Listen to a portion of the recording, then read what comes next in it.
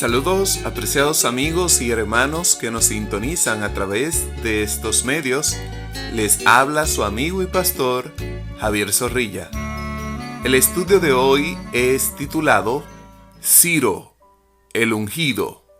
Nuestro texto para estudiar y memorizar durante esta semana dice: Y él respondió: Soy hebreo y venero al Señor Dios de los cielos, que hizo la tierra y el mar. Jonás capítulo 1 versículo 9. Amigos, cuando Ciro conquistó la ciudad de Babilonia y concluyó el cautiverio del pueblo de Dios, los persas les permitieron volver a la tierra prometida y reconstruir el templo. Bajo Ciro, el imperio persa se convirtió en el más grande de la historia, a lo que el historiador Tom Holland llama el mayor conglomerado de territorios que el mundo hubiera conocido. Como era costumbre entre los persas, Ciro fue llamado el Gran Rey o Rey de Reyes. Ciro prefigura lo que sucederá cuando Cristo regrese para buscar a su pueblo. Él es el rey que viene del este. Podemos comparar con Mateo capítulo 24 versículo 27. Viene del este para guerrear contra Babilonia y liberar a su pueblo a fin de que éste quede finalmente libre de ella y vuelva a la tierra prometida, según Apocalipsis capítulo 19 versículo 11 al 16. Por eso Dios se refiere a Ciro como su ungido, según Isaías capítulo 45:1. Este famoso persa no solo liberó al pueblo de Dios, sino también su campaña contra Babilonia es un tipo o prefiguración de la segunda venida de Cristo. Vamos a nuestras preguntas del día de hoy. Lee 2 de Crónicas, capítulo 36, versículo 22 y 23. ¿En qué se parecen la historia de Ciro y la de Nabucodonosor? ¿En qué difieren? ¿Cuál es la importancia del decreto? ¿Cómo influyó la primera venida de Jesús siglos más tarde? Bien, vamos al análisis de 2 de Crónicas capítulo 36, versículo 22 al 23. Este pasaje relata cómo, tras el fracaso de la caída del reino de Judá y Jerusalén en el año 537 a.C., el rey Ciro de Persia emite un decreto que permite a los judíos regresar a su tierra y reconstruir el templo. ¿Cuáles son las similitudes entre la historia de Ciro y Nabucodonosor? Ambos son reyes que jugaron papeles clave en la historia de Israel. Nabucodonosor fue el rey babilonio que conquistó Jerusalén y llevó al pueblo cautivo a Babilonia. Ciro fue el rey persa que conquistó Babilonia y posteriormente permitió el regreso de los judíos a Jerusalén. Sus decisiones afectan directamente a Israel. Nabucodonosor destruyó Jerusalén y exilió a su pueblo. Ciro, por su parte, facilitó su regreso y la restauración de su nación. Sus acciones están relacionadas con los planes divinos. Nabucodonosor fue instrumento del juicio de Dios, mientras que Ciro fue designado por Dios para cumplir un propósito divino de restaurar a Israel y cumplir la promesa de Dios de devolverles su tierra. ¿Cuáles son las diferencias principales? Bueno, las actitudes y propósitos. Nabucodonosor actuó en un contexto de juicio y castigo, usando su poder para oprimir. Ciro actuó conforme a la voluntad de Dios para restaurar a su pueblo, demostrando una actitud mucho más benevolente y alineada con los propósitos divinos. También está en relación con Dios. Nabucodonosor se mostró orgulloso y pagano, sin reconocimiento explícito del Dios de Israel, mientras que Ciro fue llamado el ungido del Señor, en 2 de Crónicas capítulo 36, versículo 22 al 23, indicando que fue usado por Dios para cumplir su plan. La importancia del decreto de Ciro.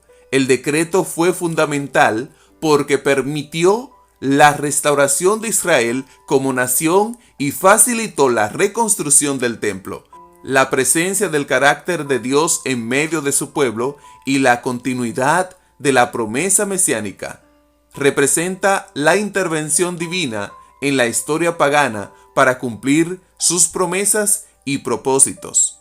Es importante este decreto y es fundamental porque al permitir al pueblo ir a restaurar su nación, a restaurar y reconstruir el templo, esto permite que el pueblo vuelva a resurgir y que el pueblo vuelva otra vez a tener su espacio especial. Pero entonces, si hubiese sido oprimido con los babilonios todo el tiempo, entonces el pueblo como nación y pueblo escogido y sagrado hubiese dejado de existir. Ahora hablemos de la influencia en la primera venida de Jesús. El decreto de Ciro puede considerarse un antecedente de la apertura que permitió la difusión del judaísmo en el mundo persa y, en última instancia, la llegada de la justicia mesiánica. La restauración del pueblo en su tierra simbolizó la preparación para la llegada del Mesías. Además, la autoridad y las acciones de Ciro muestran cómo Dios puede usar gobernantes paganos para promover sus planes mayores, un principio que también se refleja en la historia de Jesús. El Salvador vino en un tiempo en que las potencias humanas estaban en movimiento y muchas de las circunstancias políticas y sociales facilitaron su ministerio y propagación del Evangelio. Malaquías es hoy el último libro del Antiguo Testamento, pero de acuerdo con el orden original del canon hebreo, este terminaba originalmente con la declaración de Ciro en 2 de Crónicas, capítulo 36, versículo 22 y 23, después de la cual comienza el Nuevo Testamento con el relato de Mateo acerca del nacimiento de Cristo. El Ciro antitípico.